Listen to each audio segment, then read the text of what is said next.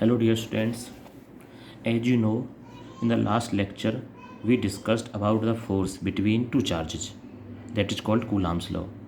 But today we will discuss about the force between multiple charges, a number of charges, that is called superposition principle or principle of superposition. Principle of superposition कहता है अगर हमारे पास कोई isolated system है, isolated system means which consist number of charge particles, अगर उस isolated system के अंदर हम किसी एक चार्ज पार्टिकल पर फोर्स निकालते हैं, एक टाइम पे एक पर ही निकालते हैं, तो उस चार्ज पार्टिकल पर जो फोर्स होगा that is called capital F, वो फोर्स उस चार्ज पार्टिकल के आसपास प्लेस किए गए सारे चार्ज पार्टिकलों के द्वारा लगाए गए फोर्स के वेक्टर सम के बराबर होगा। वही यहाँ पे कहा states that the total force on any charge due to a number of other charges, दूसरे चार्ज की वजह से, इस कंडीशन में रेस्ट में वो इक्वल होगा वेक्टर सम के, किसका vector sum of all the forces, जितने भी फोर्सेज वहाँ पे हैं जो किसने लगाए, exerted on the test charge, किसके द्वारा, by all other individual charges. Like as consider a system of n point charges, हमने यहाँ पे एक सिस्टम लिया है जिसके अंदर हमारे पास नंबर ऑफ चार्जेज हैं Q1, Q2, Q3 and so on Qn। जो Q0 जो हमारा टेस्ट चार्ज है, इस चार्ज से कितनी डिस्टेंसेज पे वेरी कर रहे हैं, R1, R2 and Rn respectively. Dear students, as you know each charge will experience a force due to each other, but at any time we can discuss the force on a single charge. जैसा कि हमने आपको दिखाया Q0 पे हमने force निकाल रहे हैं, ऐसे ही हम Q1 पे निकाल सकते हैं इन सबके द्वारा, Q2 पर भी निकाल सकते हैं, Qn पर भी निकाल सकते हैं। तो हम एक टाइम पर एक ही चार्ज पार्टिकल पे फोर्स निकालते हैं। Q0 पर जो फोर्स लगाया किसने लगाया, Q1 ने, उस फोर्स को नाम दिया हमने F1। Q2 ने जो फोर्स लगाया वो F2, ऐसी सो ऑन Qn ने जो फोर्स लगाया वो क्या होगा, Fn। इस तरह इस चार्ज पार्टिकल पर जो फोर्सेज लगाए गए हैं वो हैं F1, F2 एंड Fn। तो टोटल फोर्स क्या बनेगा इस पर, इन सब के सम के बराबर होगा, that is F1 plus F2 plus so on Fn। अब हमें इन फोर्सेज को निकालना है। इन फोर्सेज को निकालने से पहले बेटा आपको ध्यान रखना है ये जो चार्ज पार्टिकल्स हैं F1, F2 एंड F3, इनकी डायरेक्शन कौन शो कर रहा है। वो डायरेक्शन वेरिंग हो सकती है, कुछ बुक्स में से क्या दिखाया हुआ है, जैसा कि हमने यहाँ पे माना है F1 के लिए डायरेक्शन शो कर रहे हैं हम R1 से, F2 के लिए R2 से और Fn के लिए Rn से। जिसलिए आपने पिछले चैप्टरों में उसके लिए कूलॉम्स लॉ के लिए लिखा था, अगर हमारा ये चार्ज है Q0 और इसके पास ये चार्ज पार्टिकल क्या प्लेस है Q1, तो इसको हम लिख सकते थे, ये क्या वैल्यू है Q1 से Q2, इसकी डायरेक्शन लिख देते थे R12 vector, 1 is the initial और 0 इज़ द फाइनल, और इसे हम इस तरफ लिख सकते हैं R01, जिसे हमने यहाँ पे बिल्कुल सिंपल करके लिखा, हमने उसे सिर्फ R वेक्टर लेके चले हैं, बिल्कुल सिंपल। एज जो सेकंड चार्ज था वो चार्ज क्या था Q2, उसकी डिस्टेंस क्या हो सकती है R20 वेक्टर, और हम यूज कर सकते हैं R02 वेक्टर, जिसे हमने सिंपल करके लिखा है R2 वेक्टर, बिल्कुल सिंपल में। तो सिर्फ समझना आपको, फोर्स ऑन Q0, इस चार्ज पर फोर्स किसने लगाया, Q1 ने लगाया। तो कूलॉम्स लॉ के द्वारा फोर्स का फॉर्मूला पता है आपको, K Q1 कौन है हमारे यहाँ पे Q0, दूसरा चार्ज क्या है Q1, अपॉन में उनकी डिस्टेंस क्या है, जो मैग्नीट्यूड डिस्टेंस का R1 का होल स्क्वायर, इनटू में जो F1 हम वेक्टर फॉर्म में शो करें, तो वेक्टर फॉर्म में डायरेक्शन कौन शो कर रहा है, R1 कैप यूनिट वेक्टर, जिसे हम फर्दर सोल्व कर सकते हैं अगर वैल्यू पुट करना चाहें। बेटे यहाँ पे R1 कैप की वैल्यू क्या बनेगी, जो आप पीछे सोल्व करते आए हो, R1 cap equals to R1 vector upon में R1। उसे आप इस तरह सोल्व आउट कर सकते हो, लेकिन हमने जो शॉर्ट में किया है। सिमिलरली हम फोर्स निकालेंगे F2 पर, K Q0 किसने लगाया, फोर्स Q2 ने, डिस्टेंस क्या दिखाई हमने R2 स्क्वायर और direction R2 cap, so on Fn के लिए। प्रिंसिपल ऑफ सुपरपोजिशन से सारे फोर्सेज का वेक्टर सम हमें लेना है और इन सब की वैल्यूज इंडिविजुअली हमने प्लेस की है, F1 plus F2 and similarly so on Fn। और यहाँ पे हमने वैल्यूज पुट की है किसकी, जो हमने अभी बताया था आपको, R1 की वैल्यू क्या, R2 की वैल्यू क्या, Rn की वैल्यू क्या है। तो R की वैल्यू क्या बनेगी, unit vector equals to vector upon में मॉड ऑफ दैट वेक्टर, वो सब वैल्यूज हमने प्लेस की हैं, R1 वेक्टर अपॉन में R1, R2 vector upon R2 और Rn वेक्टर अपॉन में Rn। जो मॉड यूज कर सकते हैं लेकिन पॉजिटिव क्वांटिटी को सिर्फ डायरेक्ट शो कर सकते हैं।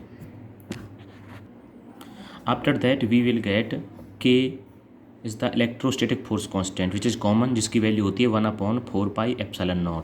इनटू में Q0 सम में कॉमन था, तो कॉमन आउट करने के बाद हमें ये टर्म्स मिलती हैं, इन टर्म्स को हम समेशन फॉर्म में किस तरह लिख सकते हैं, क्यू नॉट तो है ही और के की वैल्यू क्या बनेगी 1/4πε0 समेशन, इसमें जो वैल्यू है 1 2 3 एंड सो ऑन n तक, ऐसी R1 R2 R1 vector R2 vector, इनको हम i की फॉर्म में लिख रहे हैं, i tends to 1 to n, तो Q I 1 2 3 and so on के लिए, और R1 R2 R3 के लिए क्या लिखा हमने RI वेक्टर अपॉन में RI पावर क्या है 3, और it is the superposition principle के द्वारा क्या निकाला हमने, फोर्स निकाला है जो क्या होगा total.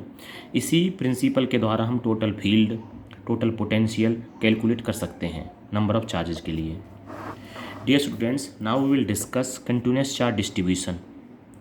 In the latterly discussed topics we discussed quantization of charge, जिसे आपने मिलीकन ने डिस्कवर किया था 1912 में, जिसके द्वारा उन्होंने बताया था अगर चार्ज बॉडीज हों, चार्ज बॉडीज लेकिन वहाँ पे क्या ली थी माइक्रो में स्मॉलर चार्ज बॉडीज, और उन पर चार्ज चाहे कंटिन्यूस हो या डिसकंटिन्यूस हो, मीन उन पे यूनिफॉर्म हो या नॉन यूनिफॉर्म हो, उन पे चार्ज कैलकुलेट कर सकते हैं, क्योंकि स्मॉलर चार्ज होता है जिसे हम आसानी से काउंट कर लेते हैं।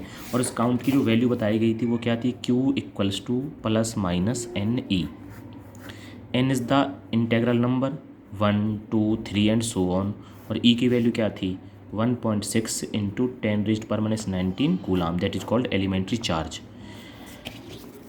But in case of large bodies mean macroscopic bodies like earth और बिगर बॉडीज, इनके बारे में बात करते हैं, उन पे जो चार्ज है, अगर उस चार्ज को कैलकुलेट करना हो तो कैसे करेंगे।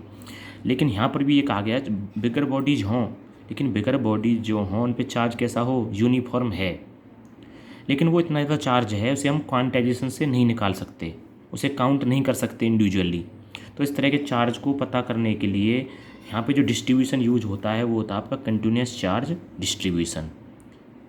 इसके द्वारा जो कंटिन्यूस चार्ज डिस्ट्रीब्यूशन जो होता है वो 3 प्रकार का होता है, linear charge distribution, surface charge distribution and volume charge distribution.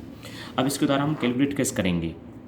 Dear students, linear charge distribution की बात करते हैं, जैसे हमारे पास कोई रॉड है, उस रॉड पे कुछ भी चार्ज है, पॉजिटिव है नेगेटिव है, लेकिन हमने यहाँ पे चार्ज क्या दिखाया है, इक्वली डिस्ट्रीब्यूटेड, मतलब यूनिफॉर्म चार्ज है, यूनिफॉर्मली चार्ज्ड।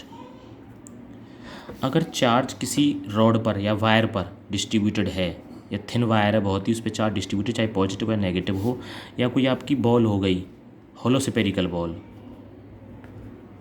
तो उस पर चार्ज, बॉल की बजाय हम बात कर रहे हैं रिंग की, रिंग, इस पे जो रिंग पे जो डिस्ट्रीब्यूट होगा चार्ज, इसके सरकमफेरेंस पे डिस्ट्रीब्यूट होगा यूनिफॉर्मली।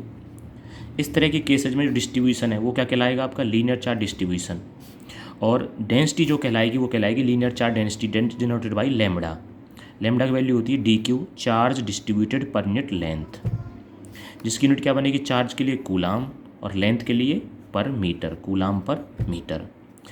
बट इसका मतलब है अगर यहाँ पे जो चार्ज है, अगर यहाँ पे बात करें DQ अपॉन में L या DQ अपॉन में DL की, अगर हमें बॉडी पर चार्ज निकालना हो तो DQ की वैल्यू क्या बनेगी, लैम्बडा इंटू DL। अगर हमें इतने हिस्से पर निकालना है चार्ज यहाँ तक, मान लीजिए टोटल लेंथ क्या थी L, तो L पर तो चार्ज क्या था, मान लीजिए हमारा लैम्बडा है चार्ज अपॉन लेंथ। अब टोटल लेंथ पे जो चार्ज था वो तो कितना था, Q equals to lambda into L, और हमें इस लेंथ पर चार्ज निकालना है, लेंथ क्या होगी L डैश, तो L डैश लेंथ पर चार्ज क्या होगा, Q dash equals to lambda into L dash, ये चार्ज होगा।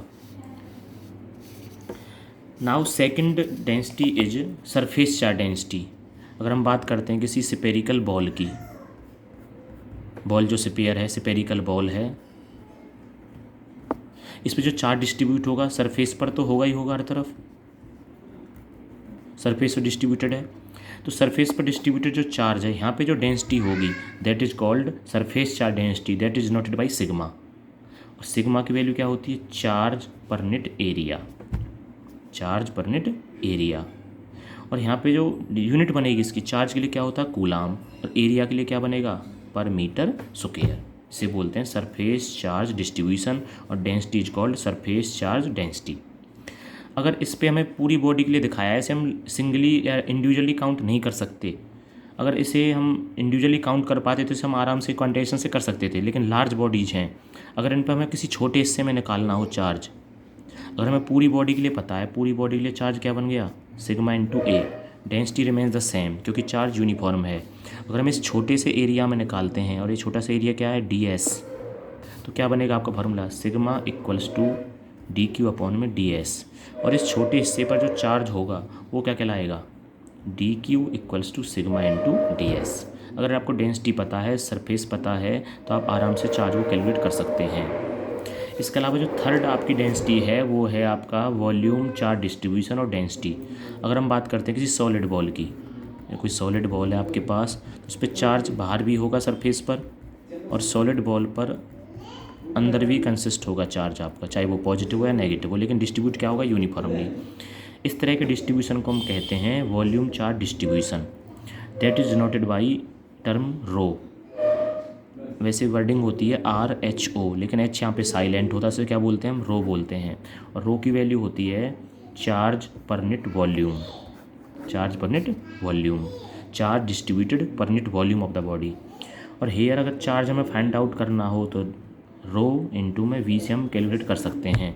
अगर किसी छोटे से हिस्से में कैलकुलेट करना हो जिसका वॉल्यूम क्या होगा, डी वी, तो कैसे निकालेंगे हम, rho equals to D Q upon में D V, then charge D Q will be rho D we.